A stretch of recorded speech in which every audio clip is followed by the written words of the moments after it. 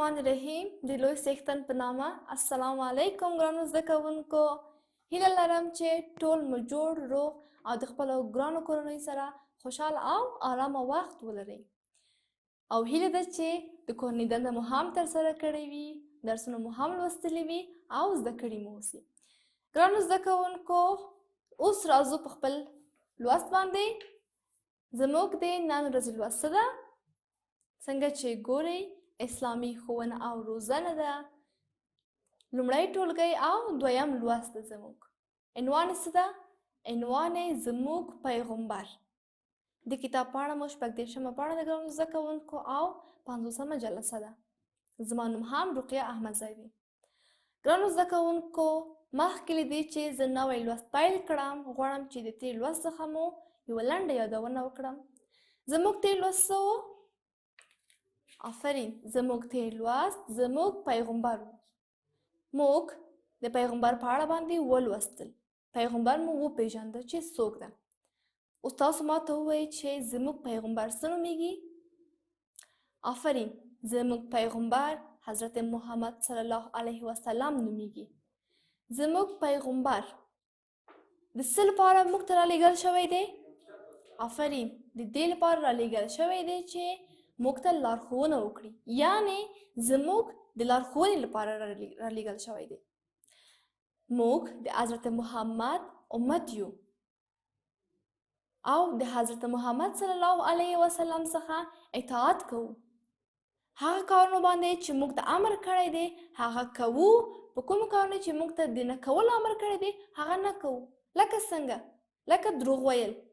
موږ حضرت محمد د دروغ ویلو څخه منع کړي یو. موږ دروغ نه وایو. او څوک چې ډېر دروغ ووایي ګرانو زده کوونکو، خپل اعتبار په ټوله کې له لاسه ورکوي.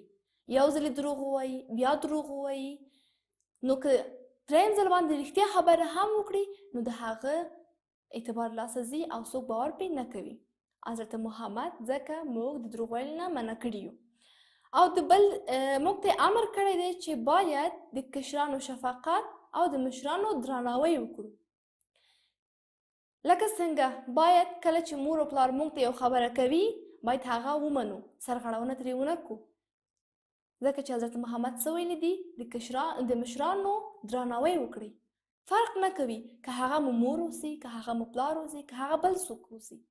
همیشه چې هغه څوک چې تاسو نه مشر وو تاسو به یې درناوی کوئ. ښه نو ګرانو زده کوونکو، دا و زموږ تېر لوست. اوس راځو په خپل نوي لوست باندې. زموږ نوی لوست هم د حضرت محمد صلی الله علیه وسلم د خویونو په اړه ده، سیرت په اړه ده. دا چې حضرت محمد کوم عادتونه لرل، کوم خویونه یې لرل، نن به یې په خیر ولولو. لومړی راځو د حضرت محمد صلی الله علیه وسلم نبوي سیرت باندې. ګرانو زده کوونکو، حضرت محمد صلی الله علیه وسلم څنګه سیرت لري تاسو پوهیږئ؟ هغه ډېر مهربان، ډېر ښه اخلاق یې درلود ګرانو زده کوونکو، چې هیڅ چاته یې بده خبر نه وه کړې. هر ځل به یې د هر چا سره مرسته کوله. بده خبره به چاته نه کوله، چاته به یې هېڅکله بد نه دي کتلي. هر ځل یې د هر چا سره څه کوله؟ مرسته کوله. په دې اړه باندې غواړم چې تاسو یوه لنډه کیسه وکړم، ځکه چې د ماشومانو کیسې ډېرې ښې دي که نه، زه هم په دې باندې پوهېږم. نو په دې اړه تاسو زه یوه لنډه کیسه کوم د حضرت محمد د سیرت په اړه، دا چې د هر چا سره یې مرسته کوله. ګرانو زده کوونکو، یوه ورځ حضرت محمد صلی الله علیه وسلم یو غلام یې ولیده چې د غنمو اوړه کولو لپاره یې میچن ته ګرځول او ژړل. د دې کار په لیدو سره پیغمبر صلی الله علیه وسلم ډېر ناقراره شو او له غلام نه یې پوښتنه وکړه چې ته ولې ژاړې؟ غلام ورته وویل زه ډېر ناروغ یم او دا دانې نشم مړ کولی. زما څښتن ډېر ظالم دی او که زه خپل کار سرته ونه رسوم هغه به ما ووهي. حضرت محمد صلی الله علیه وسلم چې دا واورېدل نو ډېر ناقراره شو، ډېر خفه شو او وړاندې شو هغه غلام ته. پاتې دانې څه وکړل؟ خپله یې وړه کړل. پاتې دانې واخیستل، خپله یې وړه کړل او غلام ته یې وویل کله چې ته دا دانې وړه کوې نو ما ته غږ کوه، زه به هر ځل تا سره مرسته کوم، هر ځل به دا تا سره زه وړو کوم. نو تاسو وګورئ ګرانو زده کوونکو چې زموږ دا محبوب پیغمبر څومره مهربانه و. څنګه مې چې وویل هېڅکله یې چاته بد خبر نه ده کړې، هر ځل یې د هر چا سره څه کوله؟ مرسته کوله. ښه نو ګرانو زده کوونکو اوس به راځو په څه باندې؟ د حضرت محمد صلی الله علیه وسلم یا هم زموږ د محبوب خوی او عادتونو باندې. دا چې زموږ پیغمبر څنګه خوی لره، څنګه عادت لره، په دې اړه باندې به مونږ اوس ولولو او پوه به شو. ګرانو زده کوونکو څنګه چې ګورئ زموږ د پیغمبر صلی الله علیه وسلم خویونه ډیر زیات دي. البته ښه خویونه دومره زیات دي چې مونږ هر څومره غواړو حسابولی نه شو. نو څه به وکړو؟ نن به یې د څو خویونو دلته یادونه وکړو. د څو خویونه به باندې به یې پوه شو چې حضرت محمد صلی الله علیه وسلم څنګه خوی درلوده او کوم عادتونه یې درلودل. ګرانو زده کوونکو لومړی خوی څه ده؟ لومړی عادت یې څه و؟ په لارې باندې به یې په آرامۍ تګ کاوه، یعنې په لاره باندې په آرامۍ او عزت تګ کاوه. هېڅکله به یې په غرور او تکبر سره په ځمکه قدم نه ایښوده. تل به یې ځمکې ته نظر اچاوه او روان به و. او کله چې په لاره باندې روان و څوک چې مخته راتلل هغه ته به یې څه کول؟ سلام به یې ورکاوه. تاسو هم ګرانو زده کوونکو کله چې لاره باندې ځئ یو مشر ځانه ووینئ نو څه به کوئ؟ هغه ته به سلام ورکوئ، ځکه چې زموږ پیغمبر هم دا کار کوو او موږ د خپل پیغمبر نه اطاعت کوو. دویم څه ده؟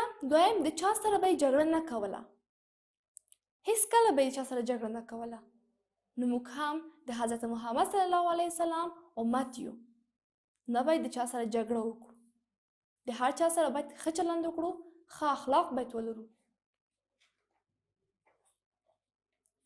دریم خوی څه و؟ د چا خبرې به یې نه پرې کولې، هېڅکله به یې د چا خبرو منځ کې ګرانو زده کوونکو ټوپ به یې نه اچاو. کله به یې چې خبره کوله چا څه خبرې کولې منتظر به و، په تمه به و چې هغه خبرې خلاصې شي او حضرت محمد خبرې وکړي. نو موږ ته دا لازمه ده چې د چا خبرې منځ کې ټوپ وانه اچوو، خصوصا چې مشران اوسېږي هغه خبرې باید پرې نه کړو. کله چې موږ غوښتل یو خبره وکړو او دوه مشران خپل منځ کې خبرې وکړي نو په تمه پاتې شئ چې د هغو خبرې خلاصې شي، بیا یې تاسو وکړئ، تاسو بیا خبرې وکړئ. د څلورمې څه ده؟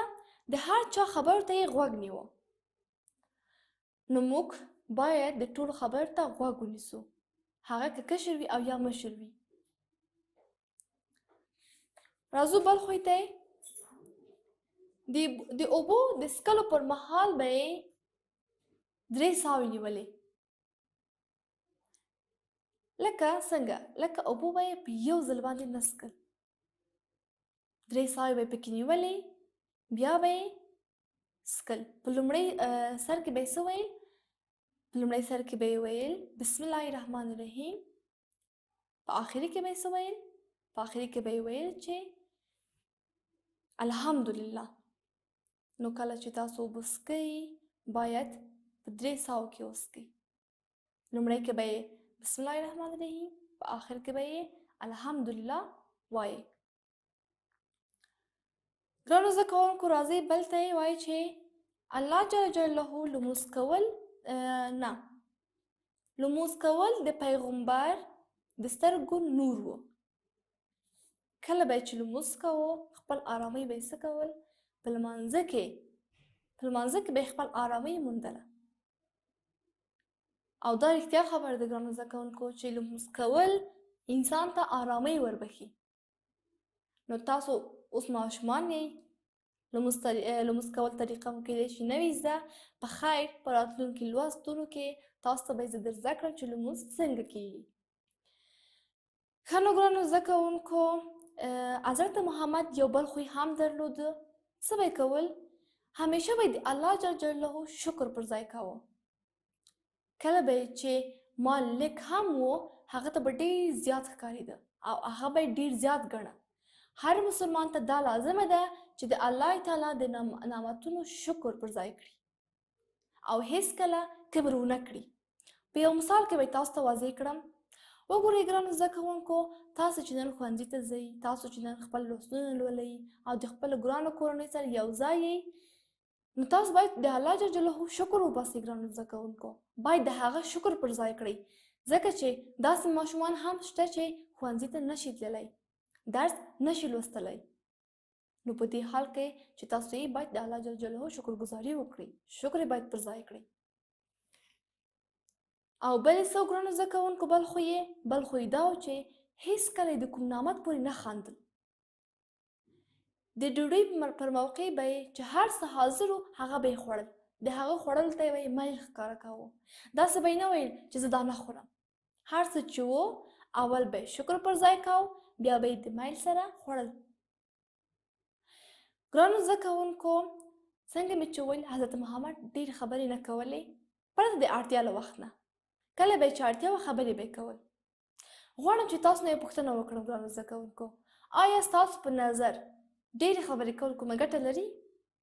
زما په نظر خو هیڅ ګټه نه لري، ځکه چې هغه څوک چې ډېرې خبرې کوي هغه خبرې څه کېږي؟ بې ارزښته کېږي. البته چې خبرې معنا ونه لري نو هغه بې ارزښته کېږي. نو تاسو کله چې اړتیا لرله باید خبرې وکړئ. د اړتیا په وخت کې خبرې کول خیر ده، خو پرته له هغه نه ډېر خبرې کول زموږ ارزښت کموي. ګرانو زده کوونکو، دا زموږ لوست. اوس راځو ارزونې برخې ته. ارزونې برخه کې 3 پوښتنې دي. په خیر دا به موږ سره څه وکړو؟ ځوابونه به یې ولیکو. تاسو هم دا رنګ سوالونه په خپل کتابچو کې ولیکئ، ځوابونه یې هم ولیکئ، تر څو چې زده یې کړئ او په یاد مو پاتې شي. ګرانو زده کوونکو، لومړۍ پوښتنه څه ده؟ لومړۍ پوښتنه ده چې زموږ پیغمبر څه نومیږي؟ زموږ پیغمبر څه نومیږي ګرانو زده کوونکو؟ آفرین، زموږ پیغمبر حضرت محمد صلی الله علیه وسلم نومیږي. اوس زموږ ځواب یې څه ولیکو؟ ځواب زموږ پیغمبر څه نومیږي؟ زموږ پیغمبر حضرت محمد صلی الله علیه وسلم نومیږي.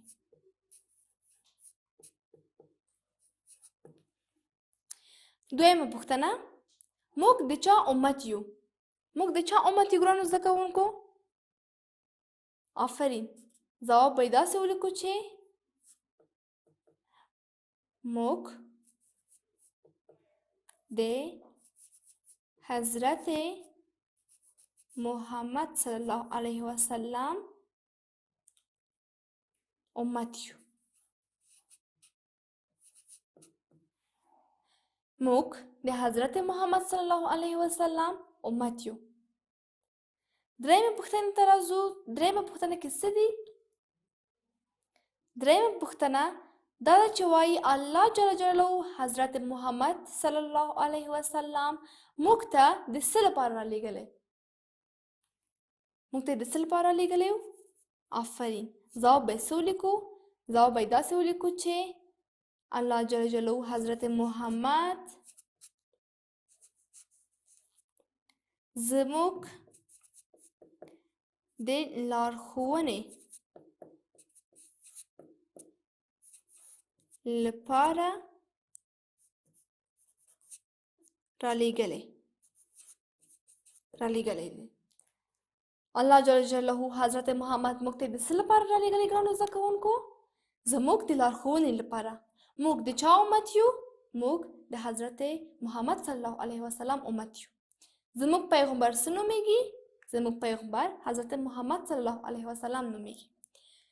ښه نو ګرانو زده کوونکو، همدارنګه تاسو هم ولیکئ، تکرار یې کړئ تر څو چې په یاد مو پاتې شي. ګرانو زده کوونکو، دا زموږ د نن ورځې لوست. هیله منده یم چې زده کړی مو وي. بیا یې هم له ځان سره تکرار کړئ تر څو چې ښه مو په یاد پاتې شي او زده یې کړئ. نو تر بیا راتلونکي لوست پورې تاسې په لوی او بښونکي خدای باندې سپارم. اللهم شه.